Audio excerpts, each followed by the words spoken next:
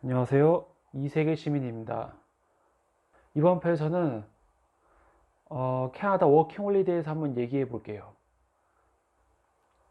제가 예전에 이제 중소기업 다니다가 너무 이제 힘들고 다니기 싫어가지고 워킹홀리데이를 한번 갔다 온 적이 있어요. 캐나다로 갔다 왔거든요.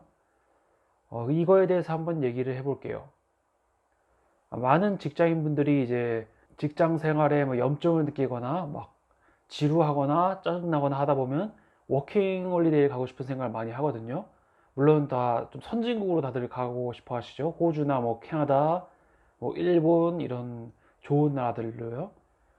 저 같은 경우는 캐나다로 갔다 왔는데 이거에 대해서 한번 자세하게 얘기를 해보려고 합니다. 사실 전 얘기할 게 되게 많아요. 이 캐나다 워킹 홀리데이를 오랫동안 준비를 했었고 가가지고 한 1년 정도 있다 왔는데 되게 많은 일을 겪었어요. 그래가지고 얘기하고 싶은 게 되게 많습니다. 일단 간단하게 캐나다 워킹홀리데이의 현실에 대해서 한번 좀 얘기해 보겠습니다.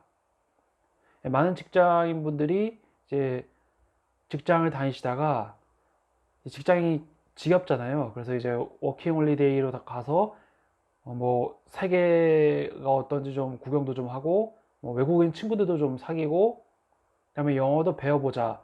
이런 게 나에게 뭐 스펙이 또 될 거다. 뭐 해외 연수 경험이 쌓이니까 스펙이 당연히 될 거다 하고 여러 가지 좀 좋은 부분만 보는 경우가 많아요. 저 또한 그랬고요. 근데 막상 현실은 조금 다르더라고요. 가니까. 실제로 영어를 잘한다는 게 영어를 사전에 준비해서 가도 영어를 어차피 현지인들보다는 못해요. 외국에서 옛날부터 오랫동안 살다 오시거나 이미 뭐 영주권자이시거나 시민권자이신 분들은 좀 다르겠지만 저희처럼 토종 한국인들이 영어 공부를 좀 해서 영어권 나라에 갔더라도 결국 그 사람들만도 좀 못한 거예요. 기본적인 게. 왜냐하면 그 사람들 영어가 그냥 기본적으로 좀 모국어로서 잘 하는데 영어를 아무리 준비를 했더라도 현지인들보다는 못하다 보니까 당연히 일자리 구하는 부분에서도 그만큼 핸디캡을 가질 수밖에 없어요.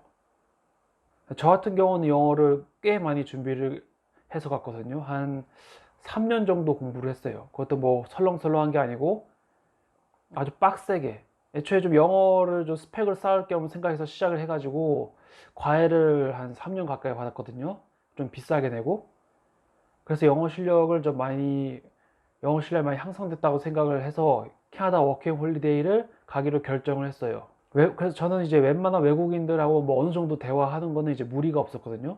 그런데도 막상 딱 현지에 가니까 이게 일자리 구하는 것부터 해서 실제로 생활하는데 많은 어려움이 있었어요. 아무리 영어를 공부를 했더라도 현지에서 쓰는 영어도 다르고 그들의 발음에 적응되는데 한 6개월은 걸렸어요, 최소. 6개월부터 조금 그들 발음이 익숙해져서 좀 얘기가 들리더라고요. 그것뿐만 아니라 이제 일자리도 당연히 한국에서처럼 사무직이나 이런 일자리를 구할 수가 없어요. 보통 외국을 나가보니까 일단 1순위로 자국에서 교육을 받은 사람들을 원해요. 그러니까 뭐 자국의 대학이나 자국의 뭐 학원이라든지 이런 그 자신의 나라, 자기네들의 나라에서 교육을 받은 사람을 1순위로 원합니다. 그 다음에 당연히 비자 문제도 있겠죠. 워킹 홀리데이 비자 같은 경우는 이제 1년밖에 되지 않으니까 당연히 고용주 입장에서도 이 사람을 고용하더라도 오래 일할 수 없다 보니까 뽑으려고 하질 않아요. 그러다 보니까 당연히 오피스 잡은 구하기가 거의 힘들고 이제 조금 허드렛 일이나 좀 현지인들 기피하는 쪽으로 가게 되죠. 이게 저도 보니까 현실이더라고요. 그래서 많은 한국인 분들이 가서 일자리를 잘 못 구하거나 아니면 이제 한인들이 운영하는 이제 사업장을 가서 근무를 많이 하더라고요. 혹은 뭐 보통 이제 요리 쪽으로 많이 하시고 뭐 서빙이나 뭐 커피숍 이런 쪽으로 많이 일을 합니다. 당연히 이런 데서 1년 동안 막 일을 했다고 치면 당연히 해외 경험이 쌓이겠죠. 그런데 1년 후에 한국으로 돌아온다고 생각을 해보세요. 이 경력이 과연 한국에서 쓸 수 있을까요? 대부분 이 경력을 뭐 한국에 돌아와서 쓰는 사람은 없을 거라고 봅니다. 그러니까 1년 동안 이제 좋은 추억을 쌓고 온 거예요. 당연히 경험도 많이 쌓긴 했지만 이게 실질적으로 한국에서 직업을 구하는데 그렇게 도움이 되는 것 같지 않아요. 사실 저도 좀 일을 많이 했었는데 생활력이 좀 강해지긴 했어요. 거기 갔다 와가지고. 왜냐면 1년 동안 이제 완전 스스로 살아나야 되니까 그 생활력이 강해지긴 했는데, 그것 때문에 한국에 와서 직업을 구하는데 도움이 되느냐? 또 그렇지가 않습니다. 그래서 현재 중소기업 다니시는 직장인분들, 워킹홀리데이를 생각하시는 분들이 꽤 있을 거예요. 꼭 워킹홀리데이를 가기 전에는 잘 고려를 하시고, 가는데 상당한 리스크가 있죠. 돈도 들고 그만큼 시간도 소비되고 경력이 단절될 수도 있어요. 뭐 그렇다고 단점만 있는 건 아니에요. 워킹홀리데이를 갔다 오면 당연히 세상을 보는 눈이 넓어지고 좀 생각하는 게 많이 바뀔 거예요. 가치관도 많이 달라지고, 정말 좀 한국은 정말 좁고 답답한 곳이구나, 이런 큰 나라를 가면 정말 볼 것도 많고 자연 환경도 좋고 스트레스도 사실 많이 없어요. 또 그런 환경을 또 경험할 수 있으니까 또 나름대로의 되게 좋은 점이죠. 그런데 이제 한국에서의 경력이나 좀 한국에서의 터전 같은 거를 좀 고려를 하신다면 이게 워킹홀리데이 갔다 오면 낭비가 될 수도 있어요. 자신의 시간과 돈이. 이 부분을 필히 유의를 좀 하시고, 이민을 생각하시는 분들도 있을 거예요. 저도 이민을 해보고 싶었는데 예전과 다르게 요즘에는 이제 이민을 하려는 사람들이 많다 보니까 이민 조건들이 상당히 높아졌어요.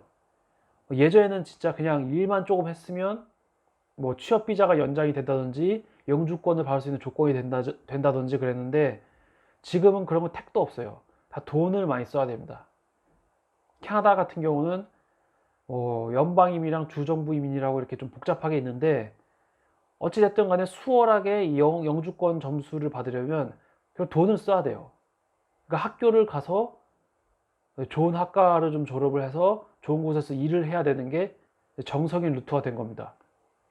그 외에는 조금 요행길 같은 것들밖에 없는데 그게 더 쉽지가 않아요. 이제 보장이 되지도 않고 이용만 당하다 팽당할 수도 있고 뭐 그런 위험 리스크가 상당히 많습니다. 그러니까 이민을 생각하신다 그러면 아주 신중하게 생각을 하셔야 돼요.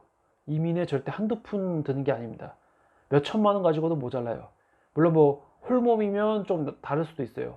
근데 가족이 있다, 거기다 자식까지 있다, 상당한 비용이 많이 들기 때문에 그걸 갖다가 돈만 쓰고 다시 리턴할 경우, 그럼 이제 돈을 다 썼겠죠. 그 준비 비용을. 그 한국 와가지고 다시 밑바닥부터 시작해야 돼요. 그러니까 이민하시는 분들은 필히 꼭 잘 생각을 하시고, 현재 지금 중소기업을 뿐만 아니라 회사에 다니시면서 워킹홀리데이를 생각하시는 분들은 자신의 그 워킹홀리데이 목표를 잘 고려를 하셔야 돼요. 그냥 경력이나 이런 뭐 거라 본인이 생각하기에 쓸데없다고 생각하고 이런 걸 얽히기 싫고 그냥 세상을 즐기고 싶다, 뭐 이런 분들에게는 워킹홀리데이 제가 봤을 때는 최고예요. 다양한 걸 볼 수 있거든요. 뭐 그런 게 아니고 또 한국에서의 삶도 중요하고 다시 돌아와서 지금 뭐 자신이 하고 있는 일을 계속 하겠다 이러시는 분들에게는 좀 고민을 하셔야 될 것 같아요. 그 워킹홀리데이를 정말 그런 데도 가고 싶다면 워킹홀리데이 비자를 받더라도 그냥 짧게 다녀오시는 것도 괜찮아요. 한두 달 정도. 솔직히 한두 달 정도도 상당히 좀 괜찮아요. 관광보다는 좀 길고 실제 거주하는 것보다는 짧으니까 한두 달 맛만 보고 와도 또 괜찮다고 생각합니다.